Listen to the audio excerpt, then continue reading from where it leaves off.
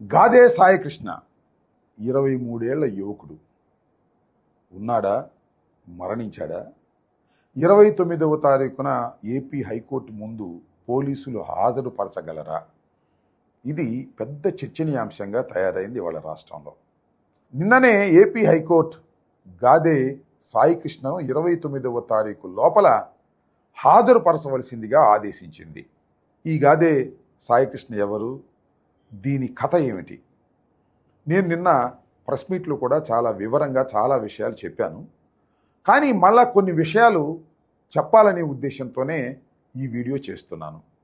గాదే సాయికృష్ణ 23 ఏళ్ల యువకుడు, విజయవాడకు చెందినటువంటి వ్యక్తి, కొంత క్రిమినల్ బ్యాక్గ్రౌండ్ ఉన్నటువంటి వ్యక్తి కూడా. అతని మీద కొన్ని కేసులు కూడా ఉన్నాయి. అయితే విజయవాడ కృష్ణలంకకు చెందినటువంటి పోలీసులు సిఐ నాగరాజు గారి ఆధ్వర్యంలో మార్కాపురంలో ఉన్నటువంటి సాయికృష్ణని మే 9వ తారీఖున కస్టడీలోకి తీసుకొని పోలీస్ స్టేషన్లోకి తీసుకొచ్చారు. ఆ తర్వాత ఏం జరిగిందనేది ఇక్కడ ప్రశ్న. అసలు సాయికృష్ణ ఉన్నాడా, చనిపోయాడా, సాక్ష్యాధారాలు ఏమైనా ఉన్నాయా అనేది పెద్ద ప్రశ్నగా తయారైంది. వారి తల్లి విజయలక్ష్మి గారు చెప్పేటటువంటి మాటలు, వాదన ఏమిటి అంటే, మా సాయికృష్ణ అనే కుర్రవాడిని తీసుకొచ్చి కొట్టి చంపేశారు అనేటువంటి వేదనతో తల్లి అల్లాడిపోతుంది. ఇంటికాడ నా చేతిలో ఫోన్ లాక్కున్నారు సార్. వీళ్ళు కానిస్టేబుల్స్ ఇద్దరు నా ఫోన్ లాక్కొని ఇక్కడికి వచ్చేసారు, స్టేషన్కి తీసుకొచ్చేసారు. నన్ను ఆడు చచ్చిపోయాడు అనుకో, వెళ్ళిపో అన్నాడు. నేను ఏడ్చుకుంటా పక్కన కూర్చున్నా.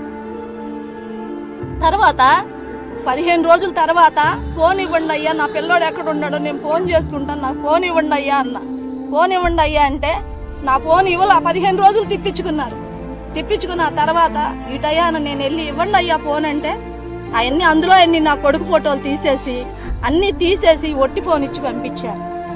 ఏంటి నువ్వు నీ కొడుకు చచ్చిపోయాడని చెప్పానుగా, ఎందుకు వస్తున్నావు నువ్వు అన్నాడయ్యా. నాకు భయం వేసి నేను ఉన్న చోట్ల అన్నీ ఎత్తుక్కున్నా, నాకు ఎక్కడ దొరకలా, నాకు ఎక్కడ కనపడ. ఆఖరికి నిన్న గవర్నమెంట్ హాస్పిటల్ కూడా వెళ్ళి మాసిలో కూడా చూస్తున్నాను. నాకు దయచేసి నాకు చెప్పి చేశాడు చంపేస్తున్నానని చెప్పి. నా బిడ్డ నాకు లేడయ్యా, నా బిడ్డ నాకు తెచ్చిపెట్టయ్యా, అందరికి నాకు ఓపిక కూడా లేదు. నేను తిండి తిరుగుడు తిరిగానయ్యా, నాకు ఎక్కడున్నాడయ్యా బిడ్డ చెప్పేశాడయ్యా. పేదవాళ్ళంత తేలిగయ్యా మా పరిస్థితి. బాత్రూంలోకి వెళ్ళి ఎదుగుతున్నట్టు చేసి కనపడటం లేదయ్యా ఎన్నిసార్లు. ఆ తర్వాత ఏపీ హైకోర్టును ఆశ్రయించారు, హిబియస్ కార్పస్ పిటిషన్ వేశారు. నిన్నటి లోపల హాజరుపరచవలసిందిగా కోర్టు వారు ఆదేశించారు. కానీ నిన్న పోలీసులు హాజరుపరచలేకపోయారు. అయితే ఫైనల్గా 29వ తారీఖు లోపల ఆయన్ని హాజరుపరచండి అని ఆదేశించడం కూడా జరిగింది. ఇక్కడ కొన్ని విషయాలను మనం చర్చించుకోవాలి.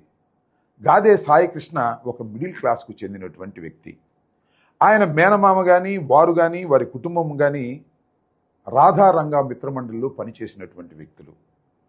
ఈ మధ్యకాలంలో జనసేనకు అభిమానులుగా తయారయ్యారు. జనసేన తరపున చురుగ్గా పాల్గొంటున్నటువంటి కుటుంబం కూడా. అయితే గాదే సాయికృష్ణ మీద కొన్ని కేసులు ఉండటం, క్రిమినల్ బ్యాక్గ్రౌండ్ ఉండటంతో అతన్ని పోలీసులు స్వాధీనం చేసుకున్నారు, తీసుకొచ్చారు, కృష్ణలంకలో పెట్టారు. అక్కడ జరిగింది ఏమిటంటే, కృష్ణలంకలో అతన్ని తీవ్రంగా హింసించారు. ఆ హింసించే క్రమంలో గాదే సాయికృష్ణ చనిపోయాడు.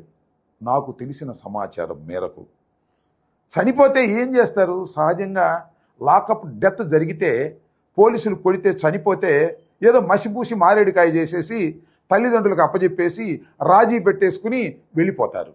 కానీ విచిత్రం, పోలీసులు బాగా తెలివి మీరిపోయారు. అసలు రాజీలు లేవు, అప్పజెప్పటం లేదు, అసలు శవాన్నే మాయం చేసేద్దామని నిర్ణయించుకున్నారు. చిత్రం కదా ఇది. ఆ శవాన్ని కృష్ణలంక శ్మశాన వాటికకు తీసుకువెళ్ళి దహనం చేసేశారు. ఎలా దహనం చేశారో తెలుసా? ముందు ఒక కానిస్టేబుల్ కూర్చుంటాడు, వెనక ఒక కానిస్టేబుల్ కూర్చుంటాడు, మధ్యలో శవం ఉంటుంది. 2 వీలర్ మీద తీసుకువెళ్తారు, అక్కడ దహనం చేస్తారు, ఆ బూడిదను మాయం చేస్తారు. ఇది జరిగినటువంటి సంఘటన. ఇది అందరికీ తెలుసు, బయట చెప్పుకుంటూనే ఉన్నారు. కానీ కోర్టు ముందు మాత్రం మాకు తెలియదు, ఎక్కడో ఉన్నాడు, వెతుకుతున్నాము, స్పెషల్ టీమ్స్ని పెట్టి అన్వేషిస్తున్నామని దొంగ మాటలు చెప్పేటటువంటి కార్యక్రమం చేస్తున్నారు.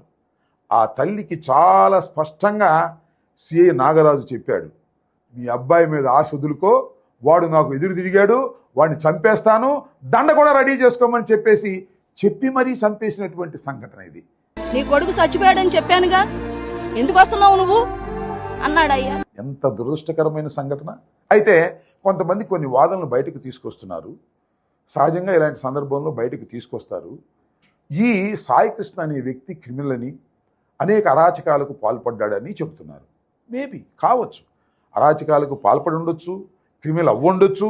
అయితే పోలీసులు తీసుకొచ్చి హత్య చేసేస్తారా? పోలీసులు తీసుకొచ్చి చంపేస్తారా? రక్షక భట నిలయంలోనే భక్షణ చేసేటటువంటి కార్యక్రమం పోలీసులు చేస్తున్నారంటే ఏమిటి ధైర్యం? ఈ ప్రభుత్వం అంత ధైర్యం ఎందుకు ఇచ్చింది? పోలీసులు విచ్చలవిడిగా హత్యలు చేసేటటువంటి కార్యక్రమాలు చేస్తుంటే సమాజం ఎక్కడికి పోతుందని అడుగుతా ఉన్నా. చట్టం ఏం చెప్తుందని అడుగుతా ఉన్నా. మీకు ఈ సందర్భంలో ఒకటి గుర్తు చేస్తున్నా. రీసెంట్గానే తమిళనాడు మదురై కోర్టు ఒక జడ్జిమెంట్ ఇచ్చింది. తండ్రి కొడుకుని ఇద్దరిని తీసుకువెళ్ళి చిత్రహింసలకు గురి చేసి చంపేశారు అక్కడ. దాని మీద న్యాయ విచారణ జరిపిన తర్వాత 9 మంది పోలీసు అధికారులను దోషులుగా నిర్ణయించి 9 మందికి ఉరిశిక్ష చేసేశారు. అంతేకాదు సుమా, 1,40,00,000 రూపాయలు బాధిత కుటుంబానికి చెల్లించవలసిందిగా కూడా ఆదేశించారు. అలాంటి కఠినమైనటువంటి నిర్ణయాలు కోర్టులు తీసుకుంటాయి. ఎందుకంటే పౌరుడికి జీవించే హక్కు ఉంది. నేరం చేస్తే వారిని శిక్షించవలసింది పోలీసులు కాదు, న్యాయస్థానాలు. న్యాయస్థానపు అధికారాలను కూడా చేతిలోకి తీసుకొని పోలీసులు వ్యవహరిస్తుంటే చట్టాలు ఊరుకుంటాయా? ఇది ధర్మమేనా? దీని మీద ప్రజలు ఆలోచించవలసిన అవసరం ఉందని చెప్పదలుచుకున్నాను. నేను చెప్పదలుచుకున్నది ఏమిటంటే, సాయి కృష్ణ నేరస్తుడు అయినా కూడా కోర్టులు నిర్ణయించాలి తప్ప సిఐలు ఎస్ఐలు కాదని మనవి చేస్తున్నా. ఇవాళ ఏం జరుగుతూ ఉందంటే, సాయి కృష్ణను చంపేశారు, బూడి చేసేశారు కాబట్టి తల్లిదండ్రులతో బేరాలాడుతున్నారు, వారి బంధువులతో బేరాలాడుతున్నారు. ₹1,00,00,000 ఇస్తాం, 50 లక్షలు ఇస్తాం, మీరు వెనక్కి రండి, హిబియస్ కార్పస్ వెనక్కి తీసుకోండి అని బతిమలాడుతూ ఉన్నారు. సరే, ఏం జరుగుతుందో మనం చూడాలి. ఇంకా రేటు కూడా పెంచుతున్నారు. 29వ తారీఖు లోపల మీరు సాయి కృష్ణని కోర్టులో హాజరుపరచమని పోలీసులకు ఆదేశించిన తర్వాత రేటు కూడా పెంచేటటువంటి కార్యక్రమం చేసి ఏదో ఒక విధంగా మసిపూసి మారేడికాయ చేసి రాజీ పడిపోవాలనేటువంటి ప్రయత్నం చేస్తున్నారు పోలీసులు. సఫలమవుతాయో విఫలమవుతాయో తర్వాత చూద్దాం. దీనిలో మొత్తం పోలీసు యంత్రాంగం అంతా ఇరుక్కునేటటువంటి పరిస్థితి ఉన్నది. డీజీపీ దగ్గర నుంచి కమిషనర్ వరకు ఈ నేరం తెలిసే జరిగిందనేటువంటిది బయట జరుగుతున్నటువంటి విషయం. కాబట్టి నేను రాష్ట్ర ప్రజానీకానికి, పౌర హక్కుల మీద విశ్వాసం ఉన్నవారికి, మేధావులకి నేను సవినయంగా మనవి చేసేటటువంటి అంశం ఏమిటంటే, సాయి కృష్ణ నేరస్తుడైన పోలీసులు చంపే హక్కు లేదనే విషయాన్ని గమనించి ఇలాంటి సంఘటనలను మనం అందరం కూడా వ్యతిరేకించాలని, ప్రజల్లోకి తీసుకువెళ్ళాలని, ఎవరైతే పోలీసు అధికారులు అన్నెసరీగా ఒక మనిషి యొక్క ప్రాణాన్ని తీసేశారో ఆ పోలీసు అధికారులకు శిక్ష పడేంత వరకు కూడా సమాజం కూడా ఈ పోరాటానికి మద్దతు ఇవ్వాలని ఈ సందర్భంగా నేను కోరుకుంటున్నాను.